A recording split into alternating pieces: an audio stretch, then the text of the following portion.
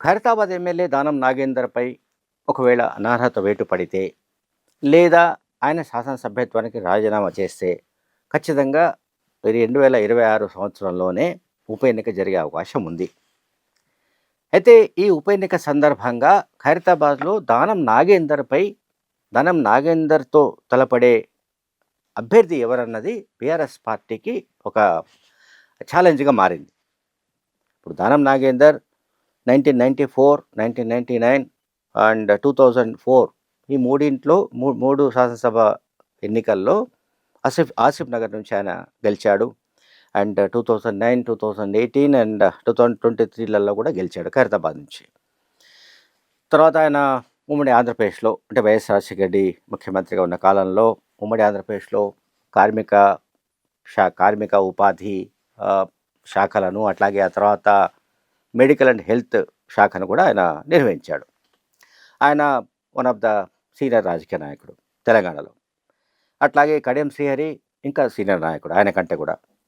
So ఇప్పుడు ఈ 2 కాన్స్టిట్యుయెన్సీలలో ఉప ఎన్నికలు జరిగే అవకాశం ఉన్నట్లుగా ఒక ప్రచారం అయితే ఉధృతంగా జరుగుతోంది. సుప్రీంకోర్టు తాజాగా ఇచ్చిన 2 వారాల గడువు ఏదైతే ఉందో, అంటే అసెంబ్లీ స్పీకర్కు 2 వారాల్లో నిర్ణయం తీసుకోవాల్సిందిగా ఇచ్చిన ఆదేశాల కారణంగా ఇక ఈ 2 కాన్స్టిట్యుయెన్సీలలో అంటే కడియం శ్రీహరి ప్రాతినిధ్యం వహిస్తున్న శేషన్ గన్పూర్, దానం నాగేందర్ ప్రాతినిధ్యం వహిస్తున్న ఖైరతాబాద్, ఈ రెండిట్లో పక్కాగా ఉప ఎన్నికలు ఖాయమని చర్చ జరుగుతోంది. అంటే బీఆర్ఎస్లో కానీ కాంగ్రెస్లో కానీ. సో కాంగ్రెస్ పార్టీ తరఫున వీళ్ళిద్దరూ యాజ్ టీజ్గా పోటీ చేసే అవకాశం ఉంది. కడియం శ్రీహరి కాన్స్టిట్యుయెన్సీలో అంటే శేషన్ గన్పూర్లో డాక్టర్ రాజయ్య బీఆర్ఎస్ పార్టీ అభ్యర్థిగా తలపడే అవకాశం ఉంది. ఆయనను అభ్యర్థిగా ఖరారు చేసే అవకాశం ఉంది అని బీఆర్ఎస్ వర్గాలే చెప్తున్నాయి, ధృవీకరిస్తున్నాయి. But whereas Danam Nagender represent చేస్తున్న ఖైరతాబాద్ విషయానికి వస్తే, ఖైరతాబాద్లో దానం నాగేందర్తో పోటీ పడడం కానీ, దానం నాగేందర్ను ఢీకొనడం కానీ, దానం నాగేందర్ను ఓడించడం కానీ అంత సులభం కాదని బీఆర్ఎస్ వర్గాలకు కూడా తెలుసు, బీఆర్ఎస్ నాయకత్వానికి కూడా తెలుసు. ఎందుకంటే ఆయన ఒకటి ఖైరతాబాద్లో కావచ్చు, సిటీలో కావచ్చు, ఆయన బాగా పాపులర్ లీడర్గా కూడా పేరుంది Danam Nagender. And moreover Khairatabad కాన్స్టిట్యుయెన్సీలో మంచి పట్టును కూడా ఆయన సంపాదించాడు. సో ఈ కాంటెక్స్ట్లో ఎవరిని నిలబెడితే బాగుంటున్న దానిపైన బీఆర్ఎస్ పార్టీలో రకరకాల చర్చలు అవి జరుగుతున్నాయి, మేధోమథనం జరుగుతోంది. బట్ ఇప్పటికీ ఒక అభ్యర్థి విషయంలో వాళ్ళకు ఒక క్లారిటీ లేదు. అంటే ఎవరిని నిలబెడితే బెటర్, ఎవరు గట్టిగా తలపడతారు. ఇక్కడ గెలుపోవటంలో పక్కన పెడితే కనీసం గట్టి పోటీనైనా ఇవ్వాలన్నది బీఆర్ఎస్ పార్టీ నాయకత్వం ఆలోచన.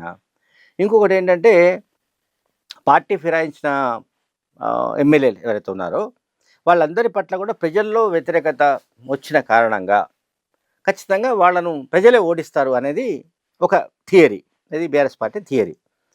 అందువల్ల దానం నాగేందర్ పైన నిలబెట్టడానికి బీఆర్ఎస్ వైపు నుంచి మనకు 3-4 పేర్లు వినిపిస్తున్నాయి. ఒకటి జిహెచ్ఎంసీ కార్పొరేటర్ మన్నే కవిత కానీ, లేకుంటే భర్త గోవర్ధన్ రెడ్డి కానీ, అట్లాగే విష్ణు కానీ, మాజీ ఎమ్మెల్యే విష్ణువర్ధన్ రెడ్డి కానీ, ఇటువంటి పేర్లు వినిపిస్తున్నాయి.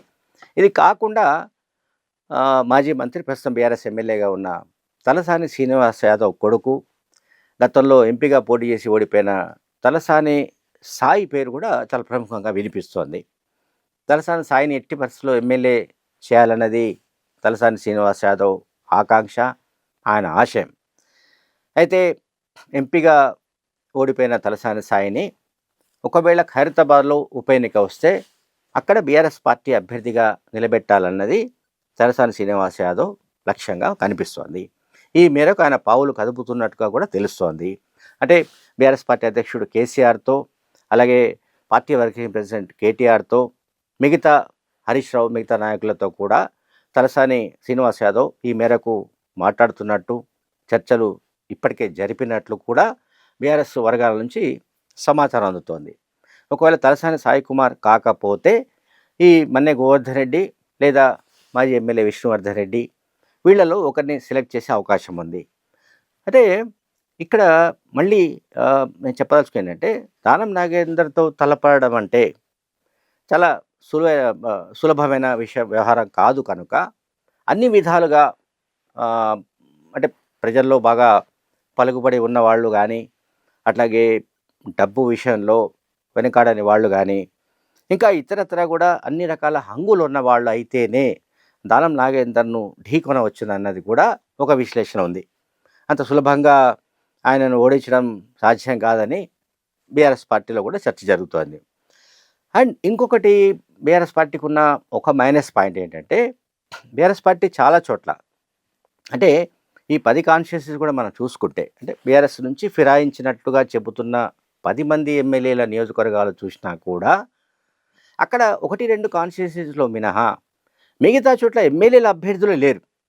ఎమ్మెల్యేల అభ్యర్థులు ఇన్ ద సెన్స్ అంటే ఎమ్మెల్యేలుగా పోటీ చేసి అవతల ప్రత్యర్థిని ఢీకొని పడగొట్టి గెలవగలిగిన కెపాసిటీ ఉన్న సమర్థులు బీఆర్ఎస్ పార్టీకి లేకుండా పోయారన్న ఒక వాదన ఉంది.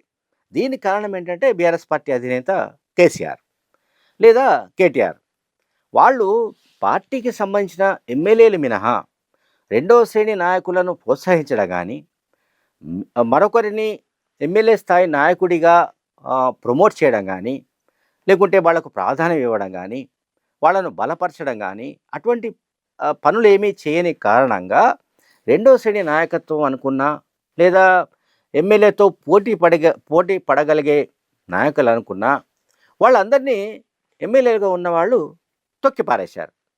అంటే అణిచి పారేశారు. సో అణిచి పారేసిన నేపథ్యంలో ఇప్పుడు అక్కడ మిగతా అంటే ఓన్లీ ఇప్పుడు అక్కడ శేషన్ గన్పూర్ లాంటి ఇష్యూ ఉంది ఫర్ ఎగ్జాంపుల్. అక్కడ ఎవరైతే ఇప్పుడు ఆయన ఎవరు కడియం శ్రీహరి, ఆయన స్టాల్వార్ట్ ఆయన. అందులో ఎవరికి ఏ రకమైన సందేహం లేదు. సీనియర్ మోస్ట్ రాజకీయ నాయకుడు. ఆయన పైన ఎవరు ఆల్రెడీ టికెట్ లభించని గత ఎన్నికల్లో డాక్టర్ రాజయ్యకు టికెట్ ఇవ్వకుండా కడియం శ్రీహరికి టికెట్ ఇచ్చింది BRS party. So Kadiyam Srihari గెలిచాడు కనుక రాజయ్య పొటెన్షియల్ అనేది ఇప్పుడు బీఆర్ఎస్ పార్టీ అనుకుంటోంది. అంటే కడియం శ్రీహరి పార్టీ ఫిరాయించిన కారణంగా. ఒకవేళ అక్కడ కనుక ఉప ఎన్నిక వస్తే రాజయ్య ఆటోమేటిక్గా కడియం శ్రీహరి పైన యుద్ధానికి తలపడతాడు. వేరే మీకు ఖైరతాబాద్ విషయానికి వస్తే అటువంటి పొటెన్షియల్ నాయకుడు లేడు. అంటే శేషన్ గన్పూర్లో డాక్టర్ రాజయ్య లాగా ఖైరతాబాద్లో ఒక పొటెన్షియల్ నాయకుడు లేడు. ఇప్పుడు మనం మున్సిపల్ జిహెచ్ఎంసీ కార్పొరేటర్ ఎంతో చెప్పినట్టుగా మొన్నే కవిత కానీ, ఆమె భర్త గోవర్ధన్ రెడ్డి కానీ, లేదా మాజీ ఎమ్మెల్యే పీజీఆర్ కొడుకు విష్ణువర్ధన్ రెడ్డి కానీ, ఇటువంటి వాళ్ళు ఆయనతో సరితూగే అవకాశం లేదు. అంటే దానం నాగేందర్తో తలపడగలిగే ఒక ఏమంటాం శక్తి సామర్థ్యాలు వాళ్ళ దగ్గర లేవు అనే ఒక ఆర్గ్యుమెంట్ కూడా పార్టీలో నడుస్తోంది.